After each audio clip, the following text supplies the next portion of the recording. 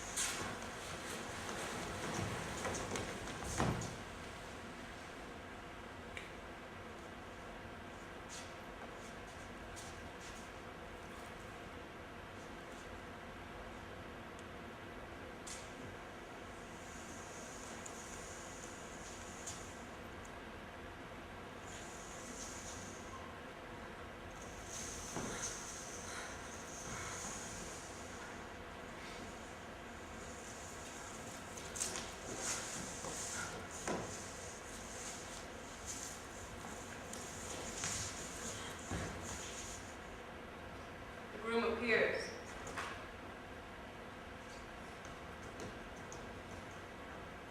To be the groom is to be loved by everyone at all times, everywhere. To love yourself, even. Radiating sun, absorbing others, taking the dull, the unfit, unfinished, and turning it back, polished, glowing, touched by inspiration, by idea, thought, form. To wake up in the morning and be me is not a sin. It isn't even uncomfortable. To think me vain is to boil jam down to nothing but a fragrance. It is not unusual that I should think myself the one steady object in a time of depletion, in a time of miniatures without standards, goals, or achievements.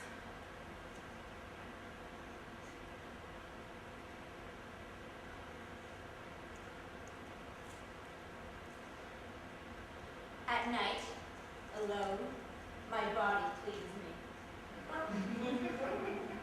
Having none of the chic completes the concept of being legendary, criminal, but not saintly.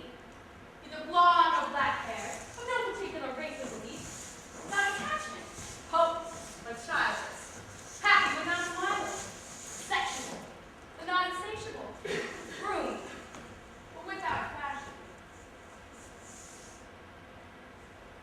To be the groom Is to say yes and no from a distance. To push away those who push. To select. To be the first one out the door. To be without competition or praise. to appear suddenly in someone's life, and then vanish abruptly, as if any damage were inevitable, but negligible, as if a broken heart like a weak vase, but a broken than whole, more mysterious, more valuable and authentic. To be the groom is always to get a good night's sleep. Never to be bothered by footsteps on the stairwell, rustling behind the curtains of open windows, the unlocked door creaking.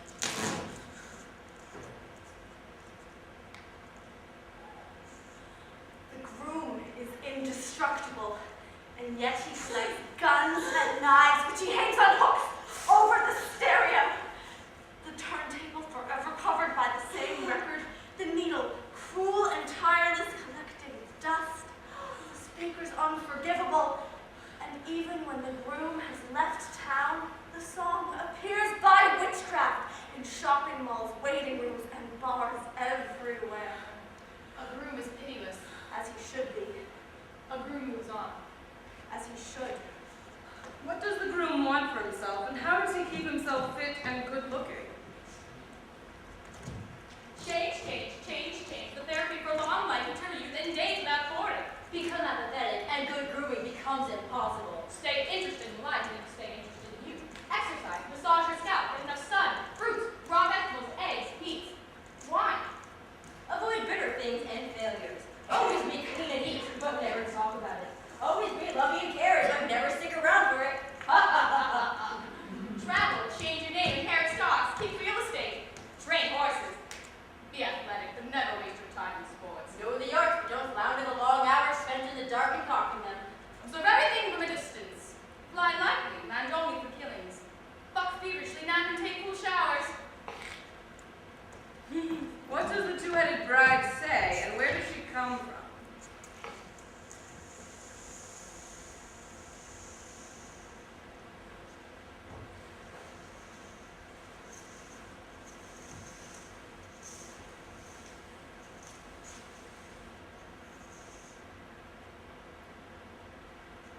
Sometimes, alone, in a room you say is your own, you cannot sleep. Small songs with one lyric compose themselves in the night. Say you are no good, no one will ever love you. Pills don't help. A drink makes the singing louder. Cars driving over gravel have a destination. How you envy them. Those hands on the steering wheel, those feet on the pedals. An unlit room has one geography: blackness and imagination.